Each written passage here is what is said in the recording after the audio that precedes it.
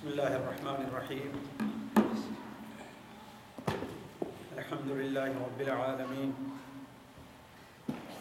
الرحمن الرحيم مالك يوم الدين، ونشهد أن لا إله إلا الله، ونشهد أن سيدنا ومولانا محمدا عبده ورسوله أرسله إلى الناس كافة بشيرا ونذيرا. أما بعد، فإن خير الحديث كتاب الله، وخير الهدي هدي محمد صلى الله عليه وسلم، وشر الأمور محدثاتها، وكل محدثة بدعة، وكل بدعة ضلالة، وكل ضلالة في النار. أعوذ بالله السميع العليم من الشيطان الرجيم. بسم الله الرحمن الرحيم. إن الذين فرقوا دينهم وكانوا شيعا لست منهم في شيء، إنما أمرهم إلى الله ثم ينبئهم بما كانوا يفعلون. من جاء بالحسنة فله 10 أمثالها، ومن جاء بالسيئة فلا يجزى إلا مثلها وهم لا يظلمون. سبحانك لا علم لنا إلا ما علمتنا إنك أنت العليم الحكيم. رب اشرح لي صدري ويسر لي أمري واحلل عقدة من لساني يفقهوا قولي واحلل عقدة من لساني يفقهوا قولي. ساتھیو، آج دنیا میں جس طرف دیکھیے، جہاں دیکھیے، ہر جگہ خون ہی خون ہے.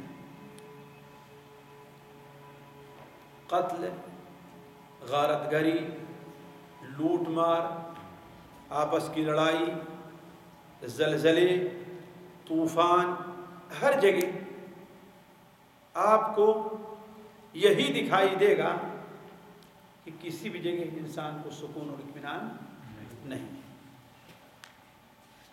اور یہ بھی قیامت کی ایک نشانی ہے.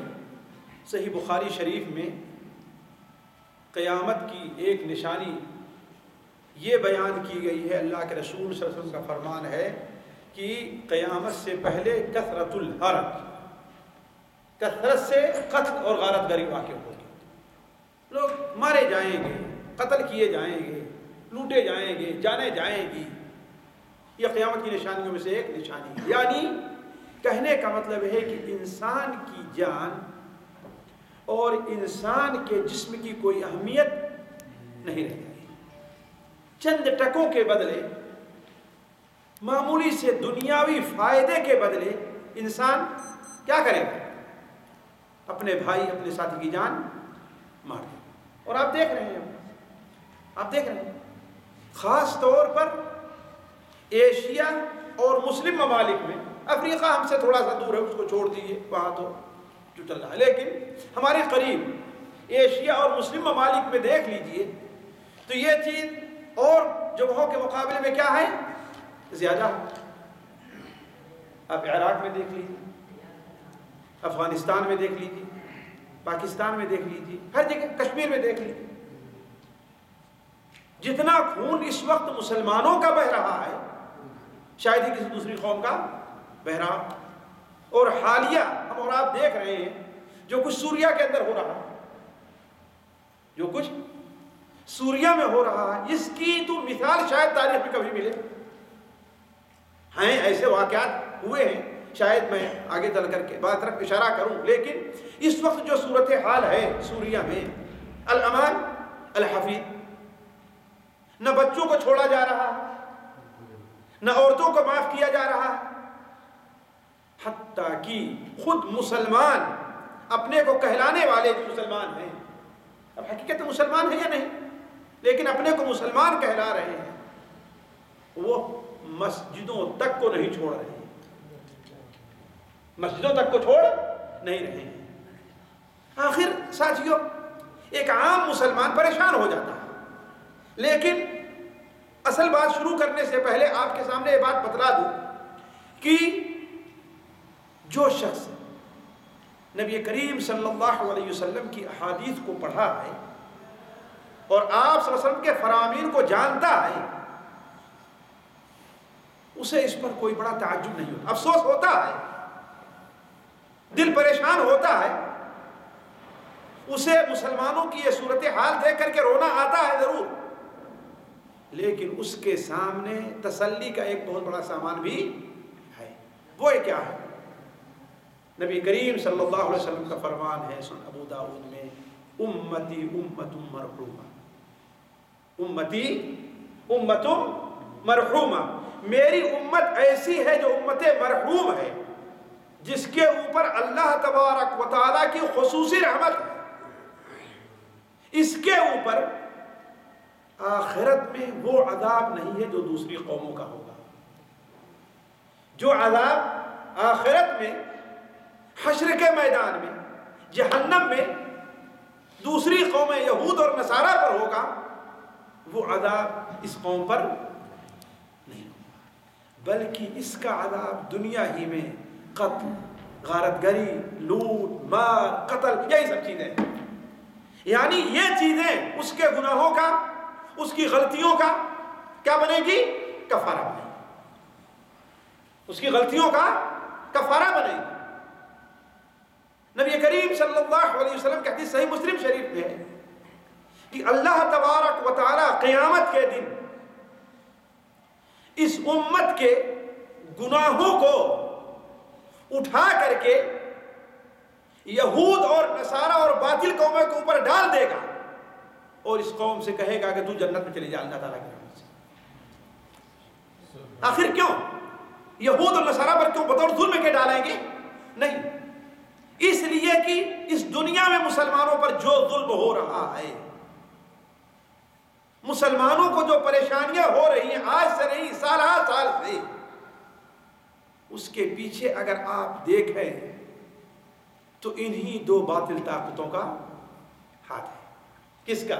یہود اور نصارہ کا، جہاں کہیں بھی ہے، اس لیے کہ اللہ تبارک و تعالیٰ کے حکم سے یہ طاقتیں اگر چاہتی ہیں تو دو جماعت، دو گروپ، دو پارٹی، دو ملکوں کے مسئلے کو چند دنوں میں حل کر کے رکھ دیتی ہے نا؟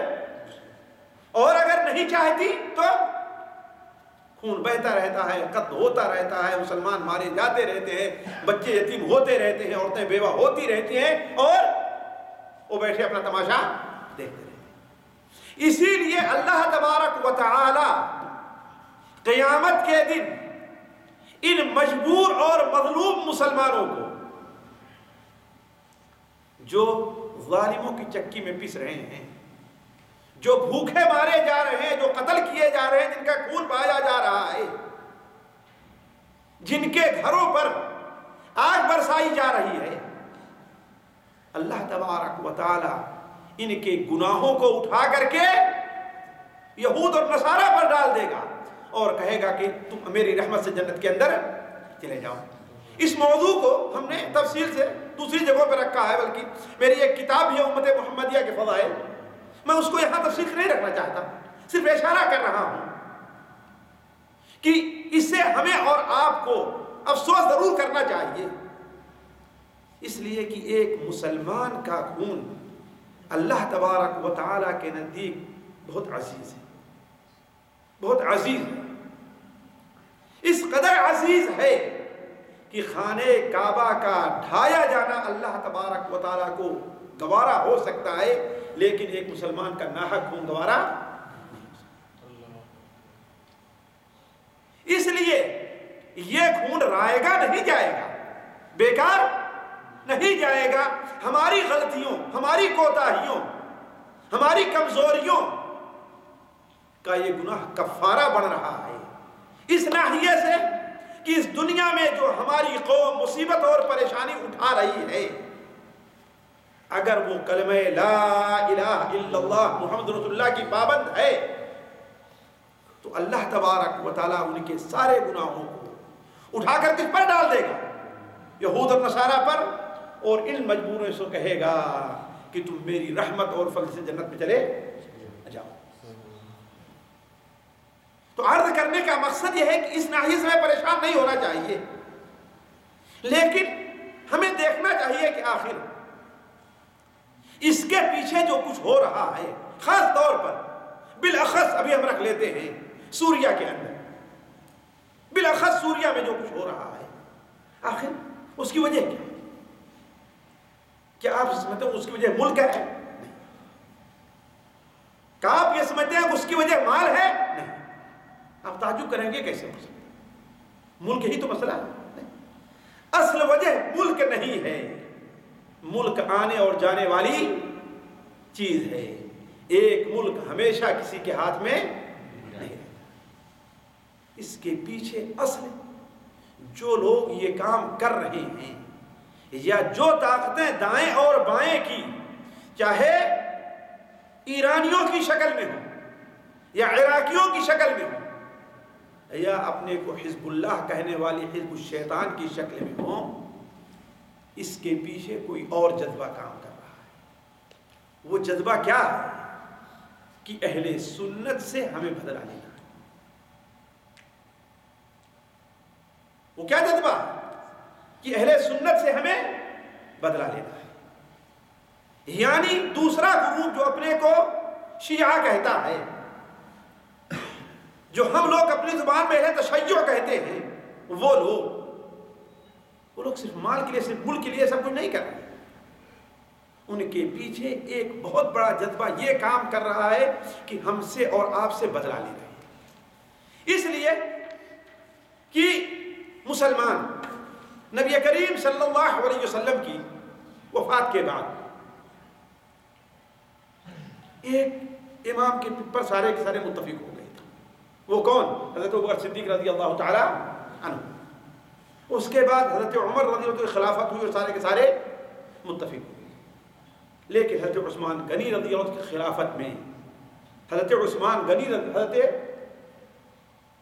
عمر رضی اللہ عنہ کی خلافت میں، جب دنیا کی دو بڑی طاقتیں ٹوٹ گئیں، ایک طاقت فارس کی تھی جو مجوسی تھے، جو کیا تھے؟ مجوسی، یعنی آگ کی پوجا کرتے تھے، اور دوسری طاقت روم کی تھی۔ یہ ٹوٹ گئی، اور خصوصی طور پر جزیرے عربیہ میں بسنے والے یہود جو دنیا کی مکار ترین قوم ہے، اتنی بڑی مکر کرنے والی دنیا میں اور کوئی قوم آپ کو ملے گی نہیں۔ ان قوموں کا جب زور ٹوٹ گیا تو وہ لوگ یہ انہیں یقین ہو گیا کہ اب مسلمانوں پر یا اسلام پر ہمارا کوئی بس چلنے والا نہیں ہے، لہذا اس کے لیے انہوں نے چال چلنی شروع کی۔ یمن سے ایک یہودی اٹھتا ہے، عبداللہ ابن سبا، جو اسلام لانے کا دعوے دار ہوتا ہے۔ بظاہر اس نے اسلام قبول کیا، لیکن حقیقت میں وہ مسلمان نہیں تھا۔ اس نے اسلام کا کلمہ صرف اس لیے پڑھا تھا کہ اسلام مسلمانوں میں گھس کر کے اسے نقصان پہنچانا چاہیے، گھس کر کے مسلمانوں سے بدلہ لینا چاہیے۔ اور آہستہ آہستہ آہستہ آہستہ اس نے ایک جماعت پیدا کر لی جو بعد میں کیا کہلائی؟ شیعہ کہلائی، جو جماعت شیعہ کہلائی۔ دوسری طرف حضرت عمر رضی اللہ عنہ کے زمانے میں جب فارس کی مکمل طاقت ٹوٹ گئی،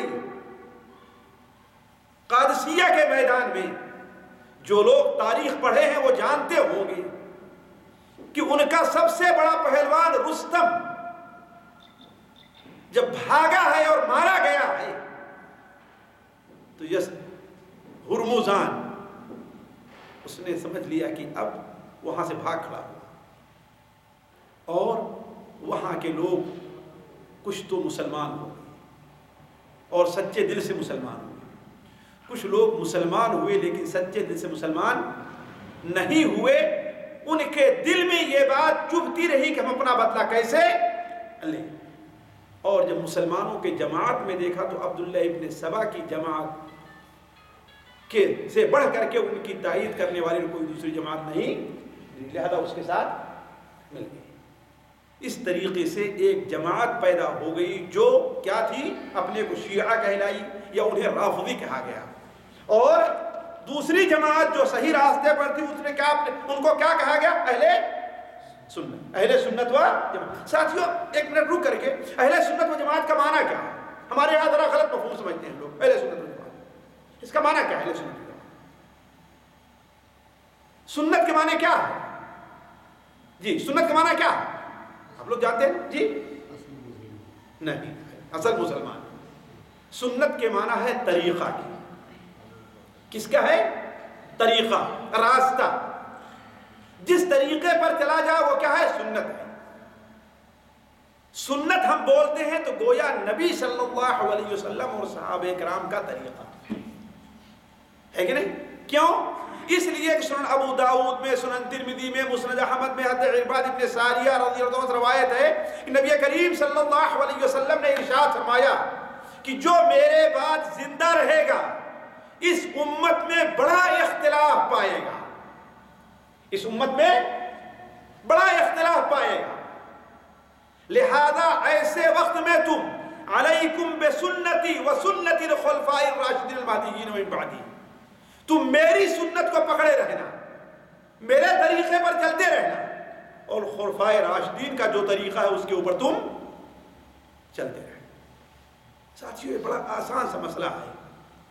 ہمارے یہاں عام طور پر شیعوں کو چھوڑ دیجئے، جو اپنے کو سنی کہلانے والے ہیں، ان میں بہت سا اختلاف ہے کہ اختلاف نہیں ہے، بلکہ یہاں پر جو بیٹھے ہوں گے کم سے کم 3 قسم کے لوگ تو ہوں گے ہی، اور تینوں ایک دوسرے کے اوپر کفر کا فتویٰ اور شرک کا فتویٰ لگانے والے ہے نا؟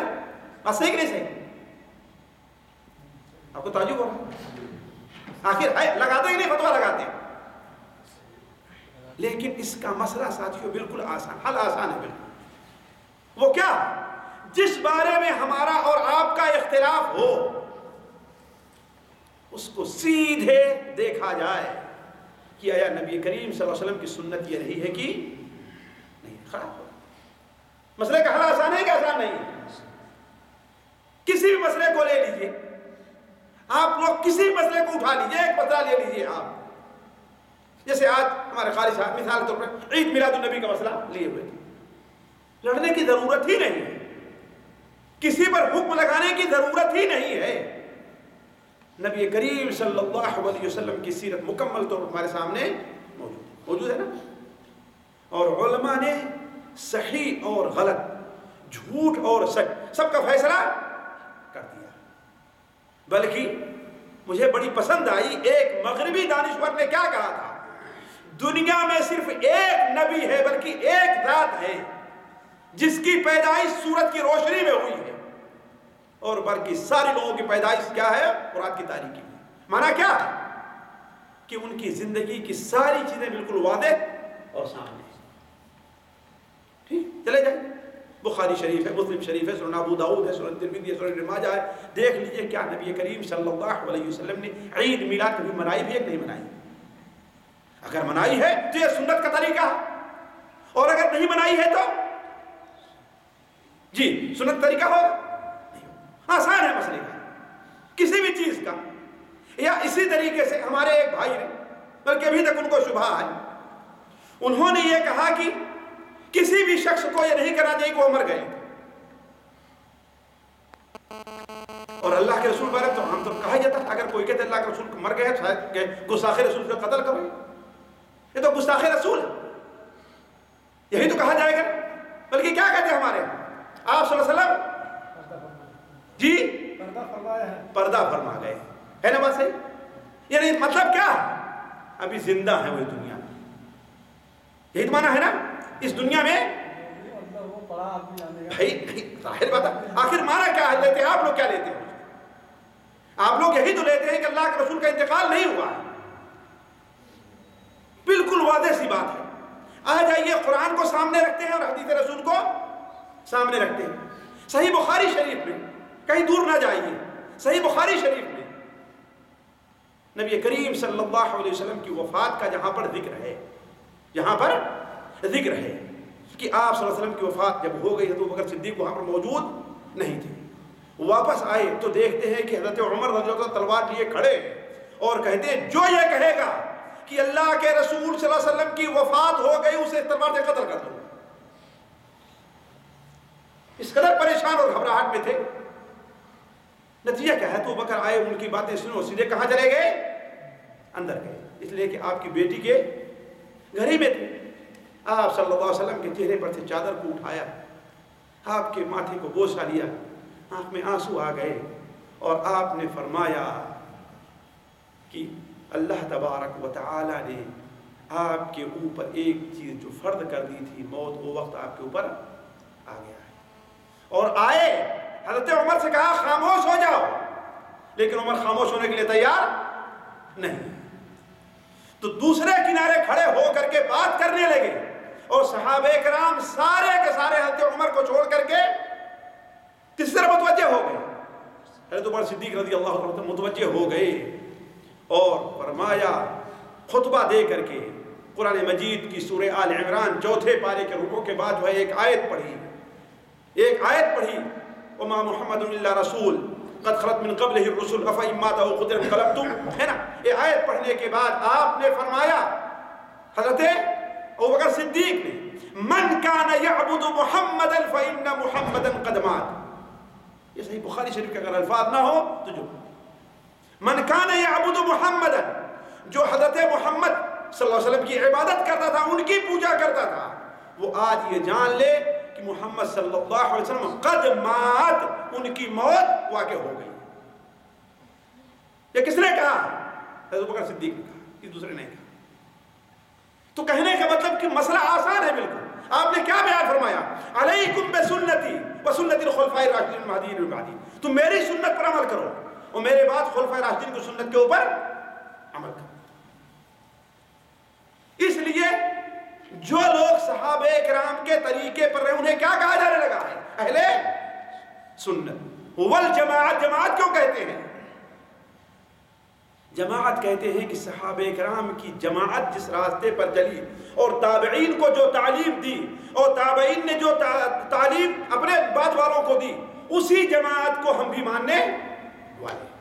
اسی لیے نبی کریم صلی اللہ علیہ وسلم کی حدیث صحیح سنن ابو داؤد میں, مسند احمد میں, سنن ترمذی میں, دیگر کتب حدیث میں, حضرت عبداللہ ابن عباس سے, حضرت معاویہ رضی اللہ عنہ سے, حضرت انس بن مالک سے, متعدد صحابہ کرام سے متعدد الفاظ میں مروی ہے کہ نبی کریم صلی اللہ علیہ وسلم نے ارشاد فرمایا کہ بنو اسرائیل اہل کتاب کتنے فرقوں میں بٹے تھے؟ آپ لوگ سنا ہوگا اس حدیث کو. کتنے فرقوں میں؟ جی 72 فرقوں میں بٹے تھے. بنو اسرائیل میں کتنے فرقے ہوئے تھے؟ 72 فرقے ہوئے تھے. اور میری امت کتنے فرقوں میں بٹے گی؟ جی 73. آگے جائیں گے, پیچھے تھوڑی رہیں گے. ہم کسی سے کم تھوڑی ہیں. وہ لوگ 72 میں بٹے, تو ہم کتنے بٹیں گے؟ 73 میں. آپ نے فرمایا کلہم فی النار الا ملۃ واحدہ, تمام کے تمام فرقے کہاں جائیں گے؟ جہنم میں جائیں گے. صرف ایک فرقہ ہے جو جنت میں جائے گا. صحابہ کرام نے کہا اے اللہ کے رسول کون سا فرقہ ہے؟ آپ نے فرمایا وہ فرقہ ہے جو ما انا علیہ و اصحابی, جو میرے اور میرے صحابہ کرام کے طریقے پر رہے گا, جو میرے اور میرے صحابہ کرام کے راستے پر چلتا رہے گا. اور دوسری روایت میں کہ ہے الجماعت, وہ ہے جو جماعت, جماعت یعنی صحابہ کرام اور تابعین کی جو جماعت ہے جو اس راستے پر چلے گا. اس لیے ساتھیوں ہمیں اہل سنت و جماعت کہا جاتا ہے کہ نہیں؟ ہمارے ایمان کے ارکان ہیں, اسلام کے ارکان ہیں. ہمارے دین کے 3 درجے ہیں. ہمارا جو دین ہے اس کا کتنے درجے ہیں ساتھیوں؟ 3 درجے ہیں. پڑھا نا آپ لوگوں نے؟ کون کون سے ہیں وہ؟ جی بتائیں. ہاں جی بتاؤ. صحیح. اسلام, ایمان اور احسان, یہ 3 درجے ہیں ہمارے مذہب کے, ہے نا؟ پہلا درجہ کیا ہے؟ اسلام کا ہے. اسلام کے کتنے رکن ہیں؟ 5 رکن ہیں. دوسرا درجہ احسان ایمان کا ہے, اس کے کتنے رکن ہیں؟ 6 رکن ہیں. اور تیسرا درجہ کیا ہے؟ احسان کا ہے. اس کا صرف کہہ دیجئے کہ ایک ہی رکن ہے. وہ کیا ہے؟ اللہ کی ایسی عبادت کرو گویا تم اللہ تعالیٰ کو دیکھ رہے ہو. اگر یہ نہیں ہو سکتا تو اللہ کی ایسی بات کرو گویا اللہ تعالیٰ تمہیں دیکھ رہا ہے. یہ ہے ہمارے اہل سنت و جماعت کا. دیکھیے اہل سنت و جماعت کتنے حصوں میں کیوں نہ بٹ جائیں, ایک دوسرے پر کتنے ہی فتوے کیوں نہ لگائیں، لیکن ہر ایک کا اتفاق ہے قرآن مجید کیا ہے، یہ حق ہے۔ جیسے اللہ تعالیٰ کے زمانے سے نازل، اللہ کے رسول کے زمانے میں نازل ہوا تھا 23 سال کی زندگی میں، ویسے ہی مکمل ہمارے پاس موجود ہے۔ اور نبی کریم صلی اللہ علیہ وسلم کی حدیثیں بخاری اور مسلم کے اندر ساری کی ساری کیا ہیں، صحیح ہیں۔ اس کے علاوہ بہت سی کتابیں حدیثوں کی ہے کہ نہیں؟ ایمان کے رکن کو وہی مانتے ہیں، 6 مانتے ہیں، اسلام کے رکن کو 5 ہی مانتے ہیں، البتہ سمجھنے میں بعض لوگوں سے کچھ غلطیاں ہوتی ہیں، لیکن اس پر متفق۔ لیکن ان کے برخلاف شیعہ حضرات، وہ کیا، شیعہ کے معنی کیا ہوتا ہے ساتھیوں؟ جی شیعہ کے معنی ہوتا کیا ہے؟ مددگار کے، گروہ کے، جماعت کے، یعنی جو کسی کی مدد کرے گویا وہ اس کے شیعہ اس کی جماعت میں شریک ہے۔ لیکن اصطلاح میں شیعہ ان لوگوں کو کہا جاتا ہے جو حضرت علی رضی اللہ تعالیٰ عنہ اور اہل بیت کے مددگار اور حامی ہونے کے دعوے دار ہیں۔ وہ دعویٰ کرتے ہیں حضرت علی اور اہل بیت کے ہم مذہب پر ہیں۔ ان کا نام امامیہ بھی ہے جو آج کل موجود ہے۔ کیوں؟ اس لیے کہ ان کا دعویٰ ہے کہ دنیا میں 12 امام آئے ہیں، 13واں کوئی نہیں آیا ہے۔ 12 امام کو ہم مانتے ہیں اور 12 اماموں کو وہ درجہ دیتے ہیں جو کسی اور کو، بلکہ ان کے نزدیک 12 اماموں کا درجہ بسا اوقات نبیوں سے ہی بڑھ کر کے ہے، نبیوں سے بھی بڑھ کر کے ہے۔ اور ان کا جو سب سے بڑا امام اس وقت تھا ان 12 اماموں کے علاوہ جو حاکم رہا ہے، خمینی، وہ بھی اس بات کا اعتراف کرتا ہے کہ ہمارے اماموں کو وہ مقام حاصل ہے جو نبیوں کو بھی حاصل اور فرشتوں کو بھی حاصل نہیں۔ انہیں رافضہ بھی کہا جاتا ہے۔ انہیں کیا کہا جاتا ہے؟ اور اصل نام سے پوچھ ان کا رافضی نام ہے۔ کیا نام ان کا؟ رافضہ۔ رافضہ رفض کے معنی ہوتا ہے انکار کر دینا، چھوڑ دینا۔ اس لیے کہ وہ ایک امام حضرت زید بن علی کے پاس آتے ہیں اور کہتے ہیں کہ حضرت ابوبکر و عمر کے بارے میں کیا کہتے ہو؟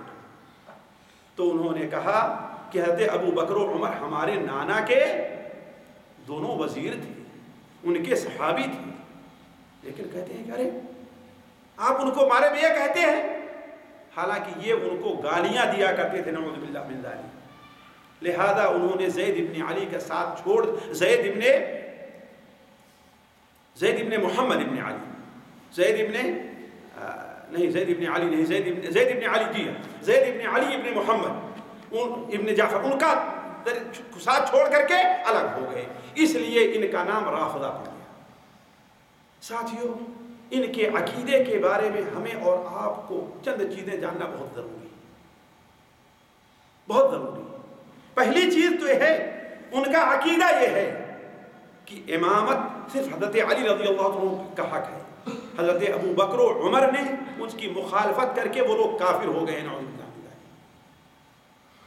دوسرا ان کا عقیدہ یہ ہے کہ امام معصوم عن الخطا ہوتے، ان سے کوئی غلطی نہیں ہوتی۔ ان کا عقیدہ یہ ہے کہ نبی کریم صلی اللہ علیہ وسلم کی وفات کے بعد صرف ابوبکر و عمر نہیں، 3 صحابہ اور بعض لوگوں نے 7 تک پہنچایا ہے، ان کے علاوہ جتنے صحابہ ہیں نعوذ باللہ من ذالک سارے کے سارے کیا ہیں؟ مرتد ہو گئے۔ ان کا عقیدہ یہ ہے کہ نبی کریم صلی اللہ علیہ وسلم کی وفات کے بعد بھی حضرت جبرائیل علیہ السلام حضرت فاطمہ کے پاس آتے تھے اور ان کے پاس وحی آتی تھی۔ ان کا عقیدہ یہ ہے کہ یہ قرآن جو ہے وہ قرآن نہیں جو اللہ کے رسول صلی اللہ علیہ وسلم پر نازل ہوا تھا۔ ان کا عقیدہ یہ ہے کہ جھوٹ بولنا چاہیے، خاص طور پر سنیوں کے سامنے۔ اسی لیے آج کسی بھی شیعی سے آپ